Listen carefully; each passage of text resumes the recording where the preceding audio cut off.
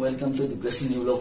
সকলোলৈ আজি আকৌ নেক্সট ভিডিঅ'টোলৈ মই ডিপ্ৰেছ আৰু আজি এই ভিডিঅ'টো হৈছে মোৰ মৰমৰ হাইস্কুল লগতে শিক্ষাগুৰু আৰু খেলৰ শিক্ষাগুৰুসকল সকলোলৈ পোনপ্ৰথমে নমস্কাৰ জনাইছোঁ। আৰু বিশেষ ভিডিঅ'টো হৈছে আজি মোৰ সৰু সৰু মানপত্ৰৰ লগতে হাইস্কুলৰ বিষয়ে কিছুমান ভিডিঅ' আজি প্ৰস্তুত কৰিম বুলি ভাবিছোঁ। আৰু লগতে ভিডিঅ'টো যোনে যোনে চেনেলটো নতুনকৈ আছে লাইক কমেণ্ট শ্বেয়াৰ কৰি ছাবস্ক্ৰাইব কৰিব আৰু বেল আইকন দবাব নাপাহৰিব। লগতে ভিডিঅ'টো স্কিপ নকৰাকৈ সকলোকে চাই থাকিব আশা কৰোঁ। পোনপ্ৰথমে গৈছোঁ মই মানপত্ৰলৈ চিনাকি, তাৰপিছত বাকীখিনি ভিডিঅ' দেখুৱাই আছোঁ, আপোনালোকে সকলোৱে চাই থাকিব। পোনপ্ৰথমে মই মানপত্ৰলৈ গৈছোঁ। এইখন হৈছে মানপত্ৰ প্ৰাক্তন সৈনিক মন্দিৰা ৰিজাৰ্ভ।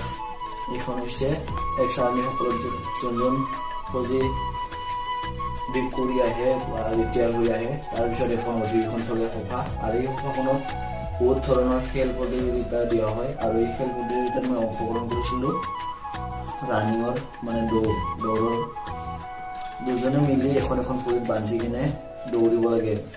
এইটো হৈছে তিনিঠেঙীয়া দৌৰ বুলি কয়। আৰু এই তিনিঠেঙীয়া দৌৰত মই প্ৰথম স্থান লাভ কৰিবলৈ সক্ষম হৈছোঁ। তাৰপিছত নেক্সটখন আহিছে আপোনাৰ এইখনো ছেম জেগাতে সেই জেগাতে এইখন হৈছে 200 মিটাৰ দৌৰত তৃতীয় স্থান লাভ কৰিবলৈ সক্ষম হৈছোঁ। তাৰপিছত আহিব এইখন হৈছে Goalpara district inter school football tournament 2017 চনত হৈছিলে। এইটো মানে মোৰ যিহেতু গোৱালপাৰাত ঘৰ আৰু গোৱালপাৰা ডিষ্ট্ৰিক্টৰ ভিতৰত যিমান কেইখন হাইস্কুল আছে সিহঁতৰ মাজত আমাৰ ফুটবলৰ প্ৰতিযোগিতা চলে, আৰু এই প্ৰতিযোগিতাক কোৱা হয় টুৰ্ণামেণ্ট গেম ফুটবল। আৰু এই টুৰ্ণামেণ্টত আমাৰ দলটোৱে জিকিবলৈ সক্ষম হৈছোঁ। আৰু সেই দলটোৰ মাজৰ পৰা শ্ৰেষ্ঠ খেলুৱৈ হিচাপে মই বঁটাবোৰ লাভ কৰিছোঁ বেষ্ট প্লেয়াৰ হিচাপে। এইখন চাব পাৰে আপোনালোকে, বেষ্ট প্লেয়াৰ মই পাইছিলোঁ। লগতে একেখনে চাৰ্টিফিকেট, কিন্তু এইখন চাৰ্টিফিকেট একেলগে দলটোৱে সকলোৱে আমি 70জন প্লেয়াৰে এইখন চাৰ্টিফিকেট লাভ কৰিবলৈ সক্ষম হৈছিলোঁ। মোৰ বেষ্ট প্লেয়াৰৰ চাৰ্টিফিকেটখনৰ লগত দুখন হয়, এইখন দলে প্ৰতি পোৱা চাৰ্টিফিকেট হয়, আপোনালোকে দেখি আছে। টুৰ্ণামেণ্ট গেম শেষ হোৱাৰ পিছত আমাৰ নেক্সট গেমখন আহে ডিউকন। এতিয়া আমি ডিউকনখনতো ভৰি দিছিলোঁ। ডিউকনখনত খেলিবলৈ পোৱাৰ কাৰণে ডিউকনৰ চাৰ্টিফিকেটখন আমাক দিয়া হৈছিলে, আৰু এইখন চাৰ্টিফিকেট বহুত ভালদৰে ৰাখিবলৈ কোৱা হৈছিলে শিক্ষকসকলে। আজিকালি সকলোৱে নিশ্চয় জানে, য'তে হওক ডিফেন্সত গ'লে ৰানিঙৰ বা কম্পিউটাৰৰ এনেকুৱা চাৰ্টিফিকেট বিচাৰে, খেলৰ চাৰ্টিফিকেট বিচাৰে, বহুত কামত আহে এইবোৰ চাৰ্টিফিকেট, একদম লাগতিয়াল হয়। কোনোবা হাতত যদি আছেও ভালকৈ ৰাখিবা। এতিয়া আহি গৈছে আমাৰ নিজৰ স্কুলখনৰ খেল। এইখন হৈছে এইখন চাৰ্টিফিকেট দেখি মোৰ সকলো বন্ধু বান্ধৱীলৈ মনত পৰিছে। এইখন চাৰ্টিফিকেট হৈছে আমাৰ নাটক প্ৰতিযোগিতাত, মোৰ লগত নাটক প্ৰতিযোগিতা কৰোঁতে বন্ধু বান্ধৱী সকলো আছিলে। এইখনত আমি প্ৰথম স্থান লাভ কৰিবলৈ সক্ষম হৈছোঁ। এইখন নাটকখনৰ নাম আছিলে দুৰ্ভগীয়া ছোৱালী, মানে ছোৱালীজনক আলানি বিলানি কৰা মাক নোহোৱা। নেক্সটখন আহি আছে এইখন স্কুলৰে। এইখন হৈছে নাটক প্ৰতিযোগিতাত এক্টিং লোৱা, আৰু এই নাটক প্ৰতিযোগিতাত দ্বিতীয় স্থান লাভ কৰিবলৈ সক্ষম হৈছোঁ। মোৰ লগত আছিলে আৰু দুজন বন্ধু বান্ধৱী। নেক্সটখন আহিছোঁ,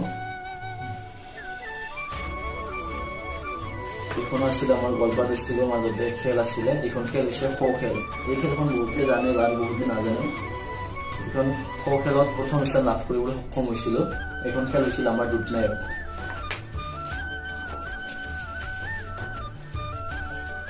নেক্সটখন আহিছোঁ, এইখন হৈছে ফুটবল খেলৰ। আমাৰ এইখন স্কুলৰ নিজৰ স্কুলখনৰ প্ৰতিযোগিতা হৈছিলে ফুটবল খেলৰ। এইখন মই এতিয়া এইখিনি টাইমত আছিলোঁ ক্লাছ 10ত। এইটো ক্লাছ 10ৰ চাৰ্টিফিকেট হয়। প্ৰথম স্থান লাভ কৰিবলৈ সক্ষম হৈছিল আমাৰ দলটোৱে। নেক্সট চাৰ্টিফিকেটখন আহিছোঁ, এইখন আছিলে ক্লাছ 9ত। এইখনো ছেম ফুটবলৰে, বাকীখিনি নকলেও হ'ব। এইখনো ফুটবলৰে প্ৰথম স্থান লাভ কৰিছোঁ এইখনতো।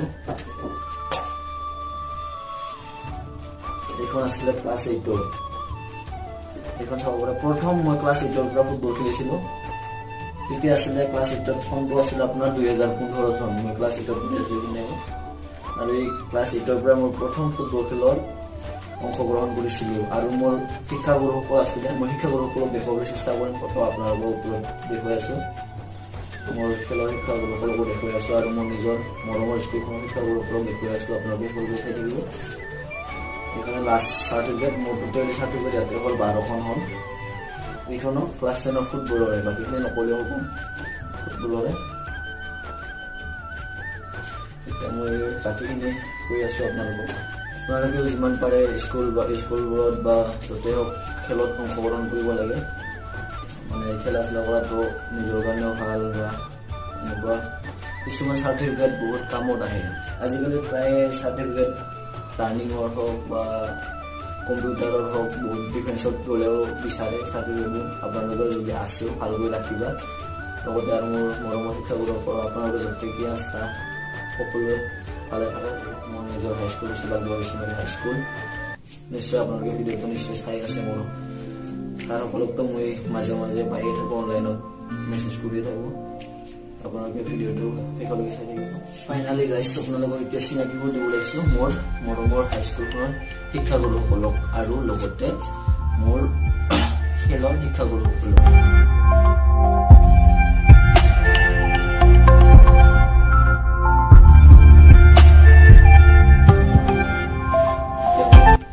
ছেকেণ্ড কথাত কৈ আছোঁ মোৰ হাইস্কুলৰ বিষয়ে আৰু মোৰ ৰুমৰ সকলো শিক্ষকসকলক বহুত ধুনীয়াকৈ বুজাইছিলোঁ। আৰু বেছিভাগ মনত পৰে এতিয়া মোৰ 5 ছেপ্টেম্বৰ হেপী টিচাৰ্ছ ডে, শিক্ষক দিৱস।